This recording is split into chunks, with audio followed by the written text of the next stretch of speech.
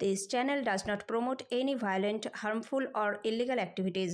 All content provided by this channel is meant for an educational purpose only.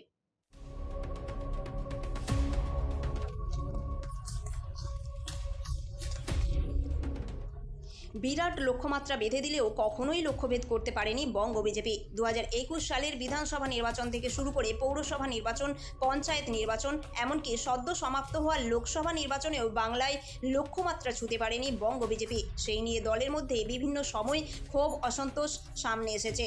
2021 সালের বিধানসভা নির্বাচনে 200 আসন পারের লক্ষ্যমাত্রা বেঁধে দিয়েছিলেন অমিত শাহ। मित्रों, योजनाओं के नाम बदलकर अपने नाम पर रखना और अपनी योजना कर प्रचारित करना, इससे बंगाल का भला नहीं होगा। समग्र स्थिति का विहंगावलोकन अगर करते हैं, उसका एक असेसमेंट लेते हैं, जायजा लेते हैं, तो ये निश्चित रूप से मैं आपको कहता हूं कि आने वाले चुनाव में बंगाल में हम 200 से ज्यादा सीटों के साथ भारतीय जनता पार्टी की सरकार बनाने जा रहे हैं। 200 सीट। এবারে লোকসভা নির্বাচনেও 30 আসনের লক্ষ্যমাত্রা বেঁধে দিয়েছিলেন তিনি, কিন্তু লক্ষ্যপূরণ তো দূর, বরং 2019 সালের লোকসভা নির্বাচনে জেতা আসনও খুইয়েছে বঙ্গ বিজেপি। 4 জুন নির্বাচনী ফল ঘোষণার পর থেকেই তাই নিয়ে পাল্টা দোষারোপের পালা শুরু হয়।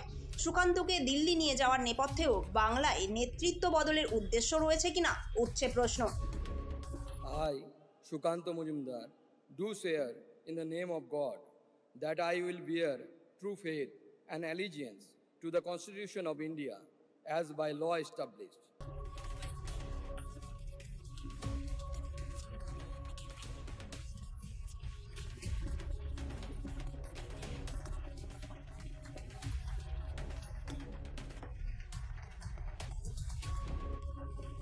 এমনকি সদ্য সমাপ্ত হওয়া লোকসভা ভোটে কেন্দ্র বদল হয়েছিল দিলীপ ঘোষের। মেদিনীপুর থেকে সোজা বর্ধমান, দুর্গাপুরে পাঠিয়ে দেওয়া হয় তাকে। হাতের তালুর মতো চেনা মেদিনীপুর ছাড়তে হয়েছিল দিলীপ ঘোষকে।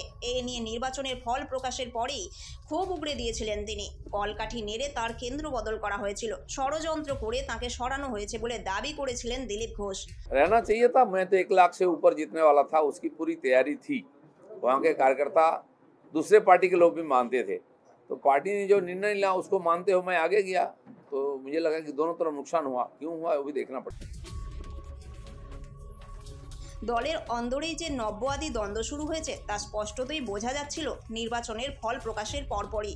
বিজেপির নিয়ম অনুযায়ী একই সঙ্গে 2টি পদে থাকা যাবে না, তাই কেন্দ্রে মন্ত্রী হলে রাজ্য সভাপতির পদে সুকান্ত মজুমদার থাকবেন না, এটাই স্বাভাবিক। তাহলে সুকান্ত মজুমদারের বিকল্পকে 25টি জেলা সভাপতি ঘোষণা হয়ে গেছে আমাদের সংবিধান, সেই সংবিধান অনুসারে এটা 50%-এর বেশি, অতএব পশ্চিমবঙ্গ নির্বাচিত রাজ্য সভাপতি পেতে পারে। রাজ্য সভাপতি এই প্রক্রিয়াতে কেন্দ্রীয় নেতৃত্বের সিদ্ধান্তের উপর নির্ভর করে। উপর থেকে নির্দেশ এলেই নমিনেশন হবে। ক্যাপ্টেন পরিবর্তন হয়, কখনো পরিবর্তন হয় না, কখনো ক্যাপ্টেন 2টো টার্ম করে, কিন্তু কাজ একই থাকে, কাজ কোনো পরিবর্তন। ইতিমধ্যেই আমরা দেখেছি রাজ্য বিজেপির 43-এর সাংগঠনিক জেলার 25টিতে সভাপতিদের নাম ঘোষণা করা হয়েছে। তালিকায় পুরানো জেলা সভাপতিদের বদলে 17 জন নতুন মুখ রয়েছে এবং পদে পুনর্বহাল রয়েছেন 8 জন। বিজেপি সূত্রে খবর, 60 বছর বয়সের ঊর্ধ্বসীমা এবং 2বারের বেশি জেলা সভাপতি না করা এবং গত লোকসভা পঞ্চায়েত ভোটের ফলাফল, এই 3টি মাপকাঠিকে সামনে রেখেই জেলা সভাপতিদের নাম ঘোষণা করা হয়েছে। আজ বঙ্গ বিজেপির কোর কমিটির বৈঠক, সেখানে আরও 18টি সাংগঠনিক জেলা সভাপতির নাম ঘোষণার সম্ভাবনা রয়েছে। পাশাপাশি বাংলায় বিজেপির রাজ্য সভাপতি কে হচ্ছেন সেই নিয়েও বিস্তর জল্পনা শুরু হয়েছে। 2021 সালের বিধানসভা নির্বাচনে বিজেপিকে 3 থেকে 77 আসনে তুলে দিয়েছিলেন দিলীপ ঘোষ, তাই অনেকেই মনে করেন বঙ্গে পদ্ম ফুটিয়েছিলেন তিনি। অন্যদিকে তৃণমূল থেকে বিজেপিতে এসে শুভেন্দু অধিকারী গেরুয়া শিবিরকে যে আগ্রাসন অবস্থানে পৌঁছে দিয়েছেন সেটাও অস্বীকার করার নয়। তাই এবার বঙ্গ বিজেপির রাশ কার হাতে উঠতে চলেছে? আবার দিলীপ ঘোষের হাতে, নাকি শুভেন্দু অধিকারী? প্রশ্ন থাকছে অনেক। নাকি একেবারেই নতুন কোনো মুখ বিজেপির রাশ টানতে চলেছেন? সেই দিকেও নজর থাকবে আমাদের।